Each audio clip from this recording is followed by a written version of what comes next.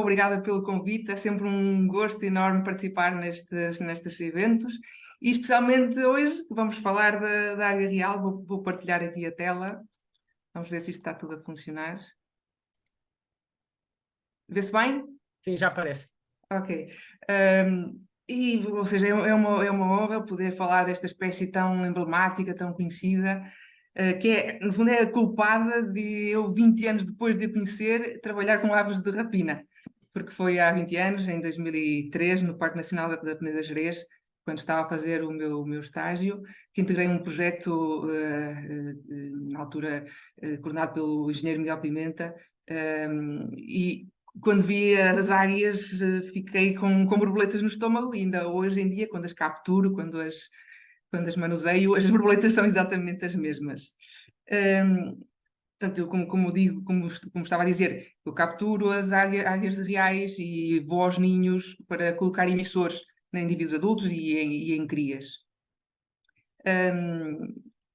E esta é uma águia extremamente conhecida por todo o mundo e, como sabem, é um predador de topo. Portanto, no hemisfério norte é a maior águia que temos. E isto de ser um predador de topo, de estar no topo da pirâmide, é extremamente importante para manter o equilíbrio dos ecossistemas. São aves, são águias extremamente agressivas, inclusivamente entre elas, quando defendem o território, até ao ponto de se matarem. Aqui podemos ver uma perfuração no crânio de uma que morreu de uma destas batalhas, não é? Pode-se confundir com a águia imperial ibérica. Mas tem características que as distinguem, não é? Uma delas, são estas manchas brancas que as águias imperiais adultas têm nas zonas das coberturas no bordaz das escapulares, mas atenção, mais à frente vamos ver situações em que as águias reais podem também ter estas manchas. As vocalizações são diferentes. A águia real tem um piar mais agudo, a águia imperial mais grave. Depois, quando as vemos no campo, as asas da águia real são longas, mais estreitas na base, diferentes da águia imperial, que tem, por exemplo, uma cabeça e um bico mais maciços. Outra diferença que se percebe muito bem é a cauda, que na águia real é mais comprida do que a curta. E estas silhuetas em que a águia real tem uma característica forma de V quando voa, distingue-as. Claro que isto aqui é preciso ter alguma experiência para no campo podermos ver estas diferenças, não é? Eu não vos vou maçar neste tipo de informações que podem facilmente obter da internet. Além disso, temos um público muito geral, não é? O que nos une, no fundo, é o gostarmos destas espécies, nas aves em geral, hoje da águia real, de maneira que eu vou tentar fazer uma apresentação leve e falar-vos um bocadinho dos trabalhos, dos projetos em que colaboro e falar-vos de algumas curiosidades. De maneira que estas características assim mais fáceis de obter, eu não vou perder muito tempo com elas. Portanto, em termos de classificação a nível global, tem uma classificação de pouco preocupante. Já em Portugal, a nível nacional, ela está considerada em perigo. A classificação taxonómica, vocês podem também, obviamente, aceder. Chegamos à espécie, àquela Chrysaetus, e às subespécies. Há 6 subespécies, há 2 que já estão extintas. A que nos toca a nós, na zona do Mediterrâneo, é aquela Chrysaetus homeri. E podemos ver a distribuição. Aqui é no número 3, aqui embaixo é a nossa subespécie, tanto toda a bacia do Mediterrâneo, depois ali uma zona até uma pequena parte na Etiópia, até o Irão, mas dispersas. Aqui um bocadinho de como se distribuem na zona do Mediterrâneo. E, por curiosidade, algumas observações que são submetidas na plataforma eBird entre 2013 e 2022, aqui na Península Ibérica, que coincidem, assim, grosso modo, com a distribuição da espécie. Temos aqui uma grande massa em Espanha e depois em Portugal bastantes lacunas, não é? Como vos dizia, esta é a distribuição no nosso país, no Parque Nacional da Peneda Gerês. O núcleo mais denso situa-se no Nordeste. Depois temos ali na zona do Tejo Internacional, no Val do Guadiana, e havia alguns casais na zona da Serra de Monchique, mas desde 1995 que desapareceram. Se olharmos para os atlas, nos nossos atlas, o atlas mais antigo, com dados que são anteriores a 89, não é? Estavam registados 30 casais.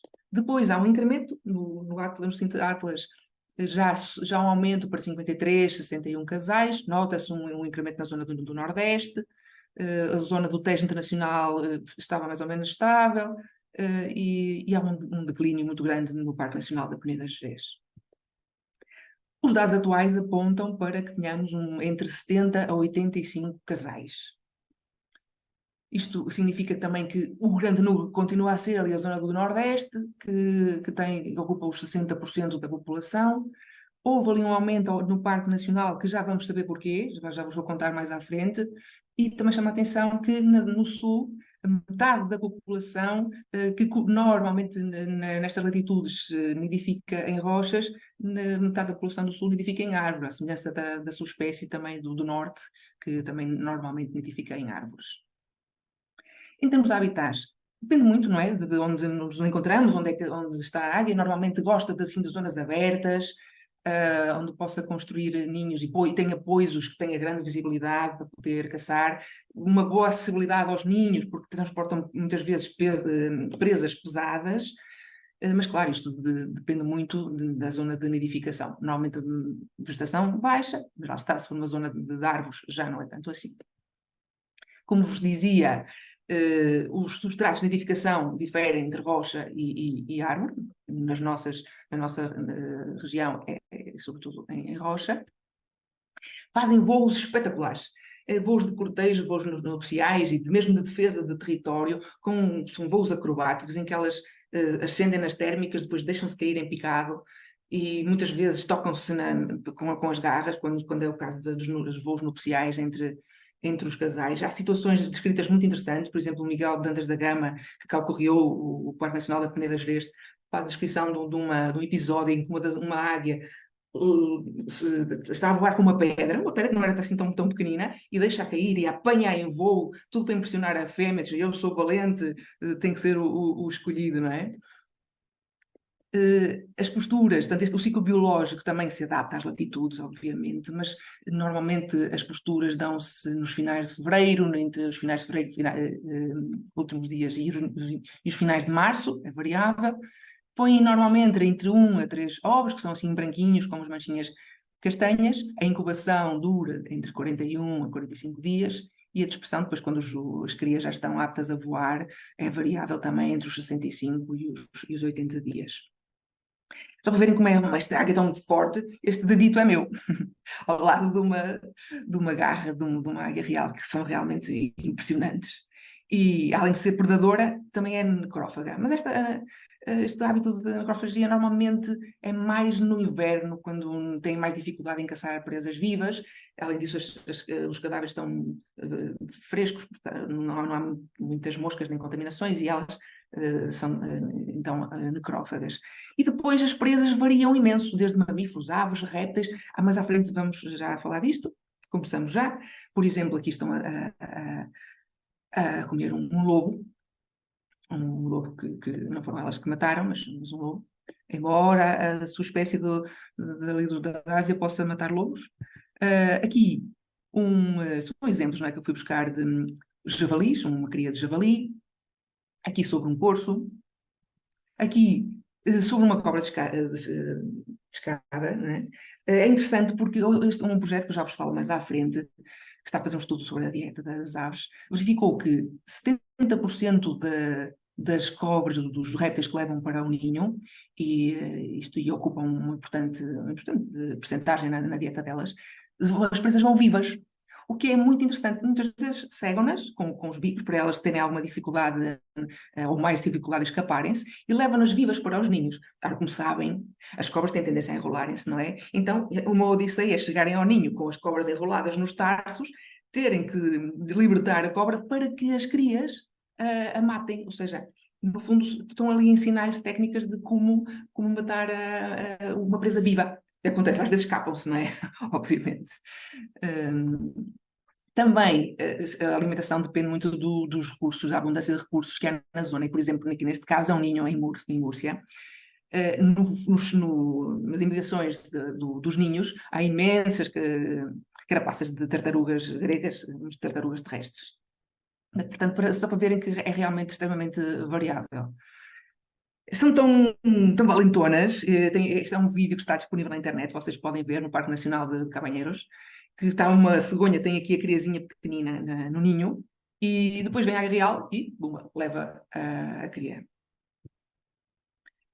Técnicas de caça, tem várias técnicas de caça. Esta talvez seja a mais comum e a mais conhecida, que estão num poiso, levantam um voo, apanham uma corrente de ar ascendente, veem uma presa, entram em voo picado, apanham a presa, matam-no com as garras, né? Com as garras são tão potentes que não é com o bico, é com as garras, eu quando estou perto, quando vejo estas ações, ouço o crash, crash, crash, e depois abrem ali as asas a defender a sua presa. Os vísceras é engraçado porque tiram as vísceras quando têm crias no ninho, tiram a parte intestinal, toda essa parte do intestino, e inicialmente começam a comer o fígado. Depois que o fígado é o órgão talvez, se não é um dos mais nutritivos. Então começam por comer o fígado. E depois de estarem limpo, portanto, levam a carcaça mais limpa para o ninho para evitar excesso de carga bacteriana e muitas moscas. São muito asseadas. Não vos vou entrar em pormenores de biometria, porque também é um bocadinho variável, mas só para verem que realmente são águias grandes, que podem pesar 6 quilos, um bocadinho mais até as da nossa subespécie. Ocorre o fenómeno de cainismo. O cainismo é conhecido pela história bíblica do Caim que matou Abel, não é? Os irmãos. O que é que acontece?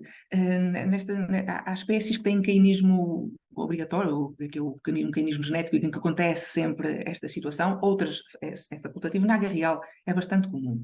Elas, quando fazem as posturas, entre ovos, por exemplo, põem um ovo e o outro só põe passado 2, 3, 4 dias. Portanto, quando eles nascem, há ali uma diferença de tamanhos entre as crias. E como vocês sabem, nas aves de rapina, normalmente a fêmea é bastante maior ou é maior que o macho. Então imaginem, uma fêmea, que é a mais velha, que nasceu primeiro, bastante maior que um macho que nasceu uns dias depois, ainda tem mais possibilidade de o matar.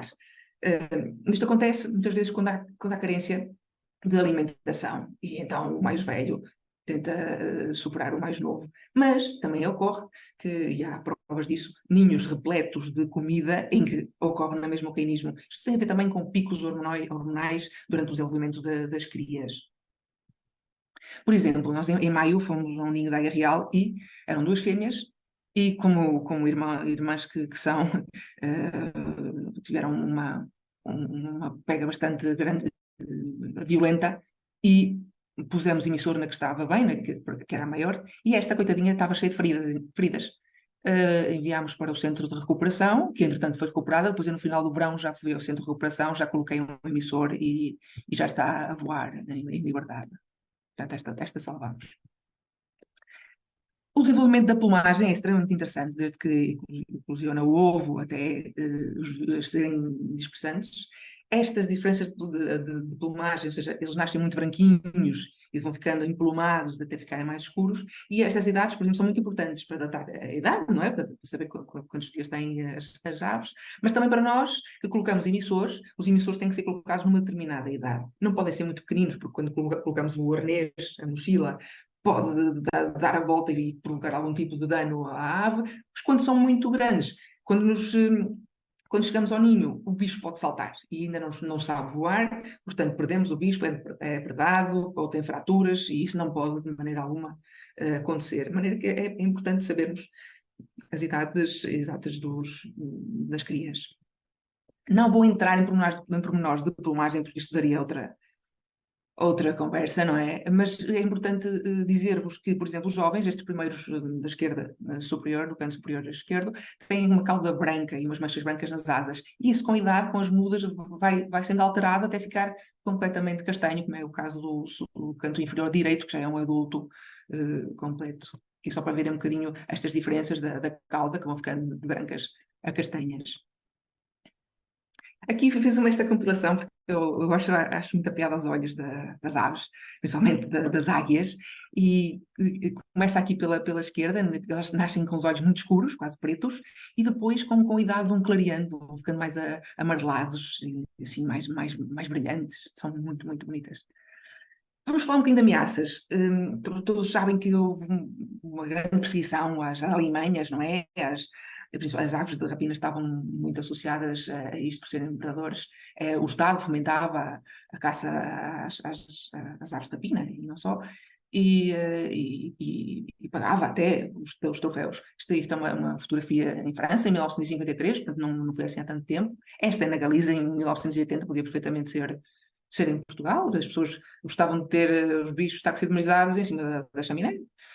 Infelizmente, isto já não existe, ou existe muitíssimo pouco. Eu pus aqui como primeira ameaça hoje em dia a eletrocução, que efetivamente é uma ameaça que está a atingir imenso as aves de rapina. Depois o envenenamento, que normalmente não é direcionado para as aves de rapina, neste caso para a águia real, mas para os lobos e as raposas, e como são também necrófagas por cadeia, são afetadas.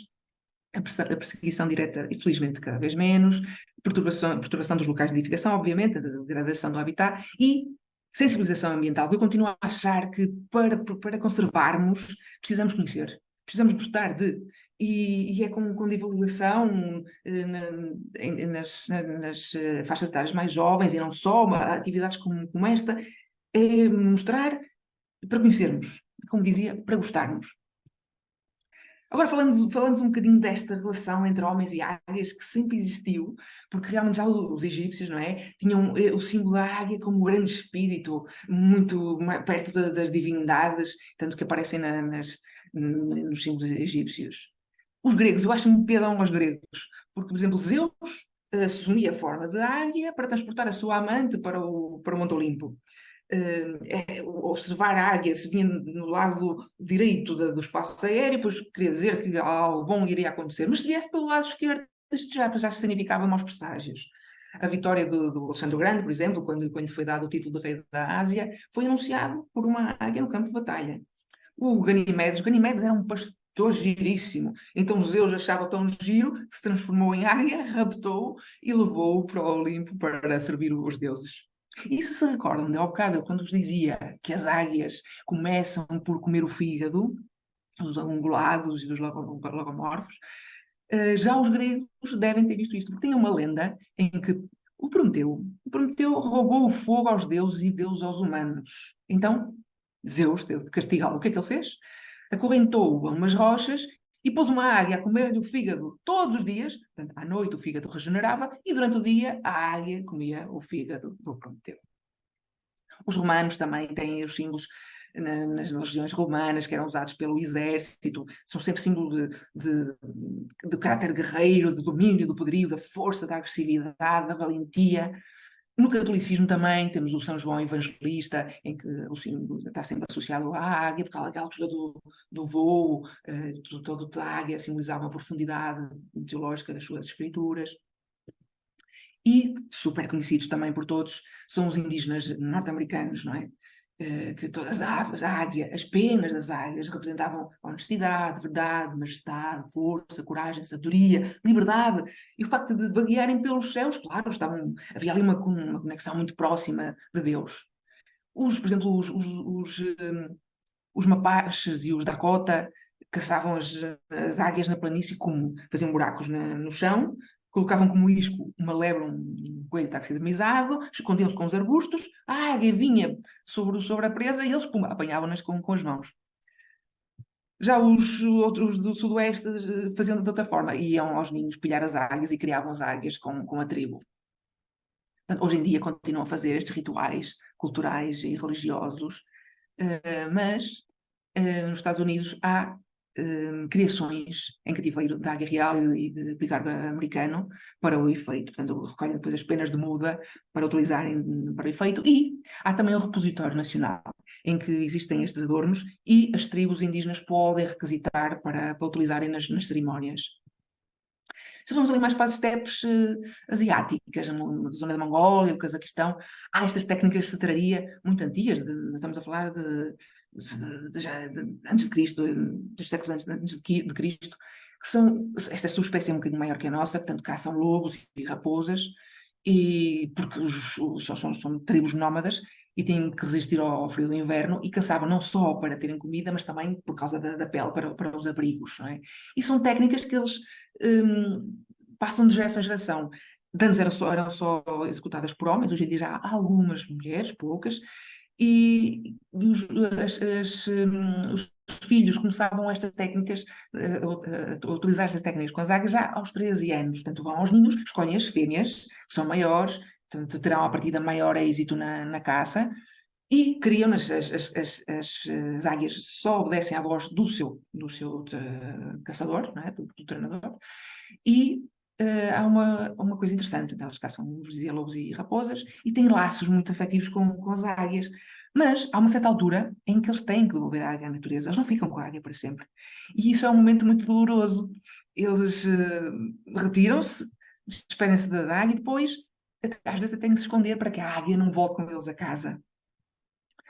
Continuamos a ter as águias presentes como símbolos, a águia real na bandeira do México, outras águias noutras bandeiras por todo o mundo, em símbolos de empresas, de associações, de clubes de futebol. Continuamos a usar imenso esse símbolo. E agora vou falar um bocadinho daqueles projetos com os quais colaboro.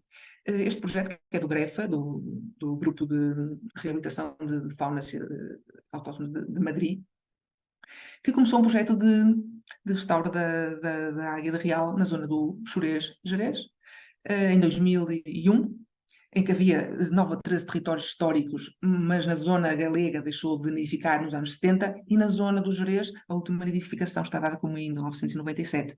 Como vos dizia, em 2003 era avistado o último casal da Peneda Gerês. Foram já libertados desde 2001 quase 40 indivíduos, e a primeira reprodução no Parque Nacional da Peneda Gerês voltou a ocorrer em 2013. Houve dois casais que tiveram uma cria cada nesse ano. Até agora, depois tem sido muito instável, não está nada ainda estável. E este ano, dos 3 territórios, possivelmente já haverá 5, mas já não são 3 dados como territórios recentes, não houve reprodução. Foi um ano muito mau para as águias. Outro projeto que vos falava já no início é o projeto Equilíbrio, que resulta da colaboração entre a Federação Nacional de Corso Espanhola e a Associação Equilíbrio. Isto é muito interessante porque conjuga em prol da conservação 2 associações, uma com o fundamento da caça, outra com a parte da conservação, mas que funcionam muito bem. E neste momento eles já anilharam 175 aves, 17 delas têm emissores GPS, trabalham em 114 territórios, puseram 106 câmaras de fotoarmadilhagem nos ninhos, ou seja, já analisaram 1,4 milhões de imagens, e dessas imagens constataram que houve 73 presas que foram consumidas pelas águias reais. Isto porquê? Porque é que surgiu esta colaboração? Porque houve uma grande expansão do corso.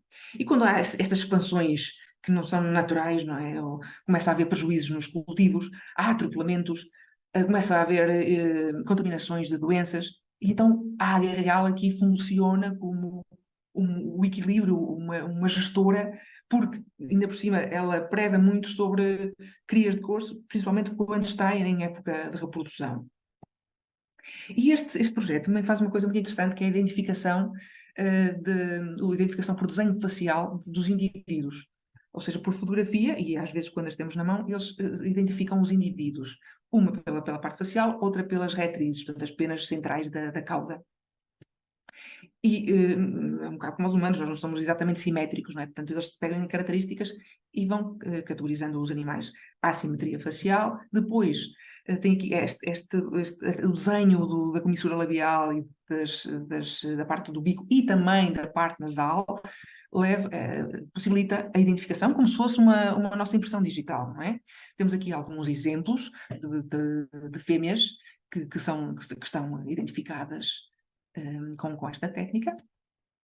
Depois, por exemplo, aqui, este macho em cima foi fotografado no esconderijo em 2018 e nós capturámos em 2023 e constata-se que é exatamente, é o mesmo exemplar. O desenho das retrizes é um bocadinho mais complicado, não é? Porque há que estar atento e trabalhar de perto com esta espécie, que são visíveis quando a cauda está fechada ou aberta, portanto são as mais fáceis de se observar. No que acontece? Nos machos, as penas têm listas que são mais juntinhas e nas fêmeas já são mais afastadas, são umas listas mais espessas. Depois tem fichas para todos estes indivíduos, com todas as características, não é? Outro projeto é um projeto do Ministério e este foi desenvolvido pelo Vítor García Matarrán. Estão disponíveis online, tanto os guias, os livros, como a informação que vos vou dar a seguir, em que é extremamente útil para pessoas que trabalham, por exemplo, nos impactos das linhas elétricas, procurando cadáveres debaixo das linhas elétricas, aves mortas por eletrocução ou por colisão, e há um guia das grandes, das médias, e agora estamos a preparar as pequenas. O que acontece? No site, os ossos estão todos digitalizados em 3D e podemos girá-los, entrar, fazer as voltas que entendermos e com pontos onde nos ensinam a medir determinadas medidas que depois nos podem levar à identificação da espécie. Neste caso é a águia real. E depois temos uma aplicação onde colocamos as medidas e devolve-nos como um erro muito pequeno de probabilidade da espécie que temos em mãos. Então, voltando à diferença entre a águia real e a águia imperial, há já diferenças nos ossos. E uma delas é no crânio, que normalmente os crânios são o que mais facilmente identificam, através da forma, uma espécie. E vemos que na zona da narina, a águia imperial tem esta estrutura óssea que não está presente na águia real. Na quilha, no externo, estas fenestras medianas, estes buraquinhos que estão na base da quilha, não existem nas águias imperiais. E estes piquinhos que estão na base, aqui neste fundo, também só existem na águia imperial e não existem na águia real. Depois, por proporções, o que mais se identifica é uma proporção entre ossos da asa e ossos da pata. Isto tem a ver também com a dieta que ambas têm, né? Que são diferentes. A águia imperial está muito mais especializada em caçar coelhos, presas mais pequenas. Já a águia real pode predar sobre presas bastante maiores.